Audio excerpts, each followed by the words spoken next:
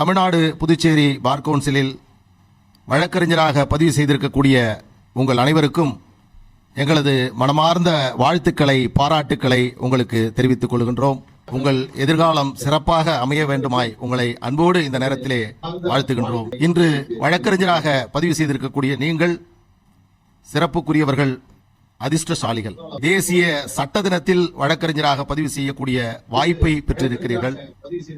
அதோடு இன்னொரு சிறப்பு, இன்றைக்கு நம்மிடத்தில் தேசிய சட்டத்தினுடைய உறுதிமொழியை வழங்கி சிறப்புரை ஆற்றிருக்கக்கூடிய மரியாதைக்குரிய சென்னை உயர்நீதிமன்றத்தினுடைய தலைமை நீதியரசர் அவர்கள், அவர் முன்பாக வழக்கறிஞராக பதிவு செய்யக்கூடிய ஒரு நல்ல வாய்ப்பை நீங்கள் பெற்றிருக்கிறீர்கள்.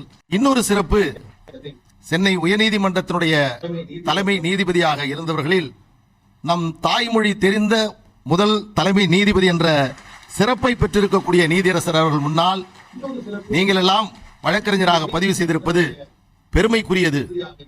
புரட்சி கவிஞர் பாரதியை போன்று முறுக்கு மீசையோடு நம்மிடத்திலே அமர்ந்திருக்கிறார். சென்னை உயர்நீதிமன்றத்தினுடைய நீதி பரிபாலனத்தை சிறப்போடு அவர் நடத்துவார் என்ற நம்பிக்கை நமக்கெல்லாம் இருக்கிறது. நீதியரசர் அவர்கள் அடுத்த ஆண்டு செப்டம்பர் வரை உயர்நீதிமன்றத்தினுடைய தலைமை நீதிபதியாக இருக்கக்கூடிய வாய்ப்பை பெற்றிருக்கிறார். அதன் மூலமாக முழுமையாக அவர் நமது உயர்நீதிமன்றத்தில் தலைமை நீதிபதியாக இருக்க வேண்டும் என்ற ஆசை நமக்கு இருக்கிறது.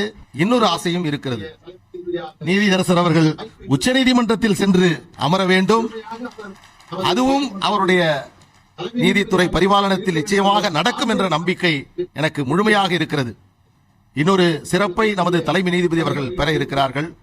அவர் தலைமை நீதிபதியாக இருக்கக்கூடிய காலத்தில்தான் சென்னை உயர்நீதிமன்றத்தில் 15க்கு மேற்பட்ட நீதிபதிகளை நியமனம் செய்வதற்கான பரிந்துரை செய்யக்கூடிய அற்புதமான வாய்ப்பை நமது பெருமைக்குரிய தலைமை நீதிபதி அவர்கள் பெற்றிருக்கிறார். இந்த இனிய வேளையில் எனது அன்பான வேண்டுகோளை தலைமை நீதிபதி அவர்களுக்கு தெரிவித்துக் கொள்வது என்னவென்று சொன்னால், இந்த தமிழகம் என்பது சமூக நீதியினுடைய மண். நீங்கள் நீதிபதியாக பரிந்துரை செய்கின்ற பொழுது அனைத்து பிரிவில் இருக்கக்கூடிய தரமான, தகுதியான, நேர்மையான வழக்கறிஞர்களை கண்டறிந்து சென்னை உயர்நீதிமன்றத்திற்கு தலைமை வழக்கறிஞராக நீங்கள் பரிந்துரை செய்தால் சென்னை உயர்நீதிமன்றத்தினுடைய வரலாற்றில் என்றைக்கும் உங்கள் பெயர் பொன்னெழுத்துக்களால் பொறிக்கப்படும் என்று இந்த நேரத்தில் அன்போடு தெரிவித்து, மீண்டும் உங்களுக்கு என்னுடைய அன்பான வாழ்த்துக்களை, பாராட்டுக்களை தெரிவித்து, நீதியரசர் அவர்களுக்கும் மேடையில் இருக்கக்கூடிய நீதித்துறையினுடைய சிறப்புக்குரியவர்களுக்கும் எனது அன்பார்ந்த நன்றியை தெரிவித்து விடைபெறுகிறேன். நன்றி, வணக்கம்.